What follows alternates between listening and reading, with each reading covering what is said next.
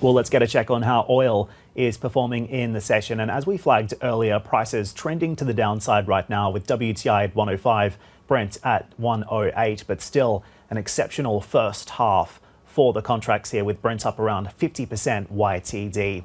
Live now to Carol Nakhle, she's CEO of Crystal Energy, joining us live from London for analysis on the OPEC decision overnight. And Carol, OPEC deciding to stick to the script here. But the key question I have is, what are the producers, and in particular the Gulf producers like the UAE and Saudi Arabia, going to do about this issue of spare production capacity in the second half and how it's going to be managed? Your view?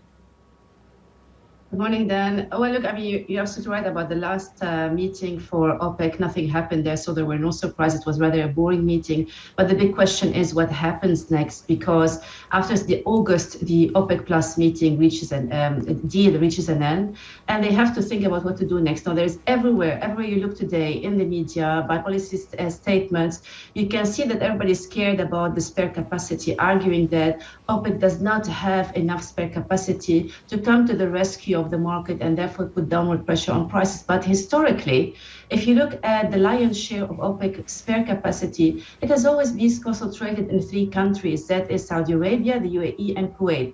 Now, today we're talking about Saudi Arabia and the UAE having around 2.5 billion barrels a day, though I saw very big disparities in numbers. But does this mean that we should be terribly worried? Well, actually, if that was the case, if we're running out of spare capacity, as many people are telling us, and the fact that we have the third largest producer in the world and the second largest exporter of oil in the world, that is Russia, being most sanctioned, why oil prices are not trading any higher? So that's my question here. And we should not only concentrate on the supply side, but also think about the demand side, because that's what gives you the outlook for the market. Carol, walk me through what your view of production policy looks like moving forward. Of course, President Joe Biden is coming to the region in just a matter of weeks now. Is that going to herald the start of a new OPEC, perhaps OPEC plus production policy? There were two important statements made or comments made by President Biden recently. One, acknowledging that high prices might stay with us a bit longer, so preparing the American people after he said a few months ago that he was trying his best to bring them down. So there could be an acknowledgement that there isn't much he can do in terms of influencing his Gulf allies, if I may say that, to put more barrels in the market. But that is an important development in terms of what will happen next month when Joe Biden goes to Saudi Arabia. Will that be a more friendlier outcome from Saudi Arabia? We're going to wait and see. But I cannot see Saudi saying we're not going to do anything in the market if the situation escalates further, if Russia decides to cut its oil completely out of the market. But this actually takes me to the second aspect of the discussion that I can imagine between President Biden and the Saudi Crown Prince or even the Saudi King. That is the future of Russia in OPEC plus group, because it's another sticking point. It's not just the production level, but also having Russia being part of OPEC plus.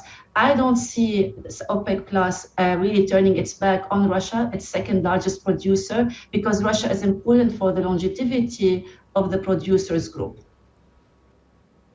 Exactly, and you have those necessary but competing priorities within the OPEC Plus alliance. Carol, I want your reaction to one of the other major headlines that we've seen developing this week, and this G7 plan that's been flagged to try and put a price cap on Russian crude. I've been speaking with analysts all week about this, and the idea, frankly, has been rubbished. What's your view?